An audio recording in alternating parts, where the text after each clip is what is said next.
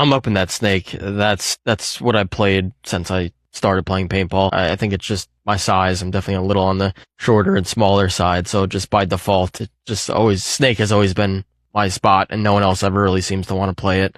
But I love to be up in the action. I've tried playing the two, and I think I could play it pretty well. But Hmm. I thrive in that adrenaline. I need to be up there and be making things happen and be the reason we're opening a game up and we're able to get those quick points. Just the satisfaction from executing and getting a 3-4 pack and closing out the point without anyone touching you is just incredible. Okay.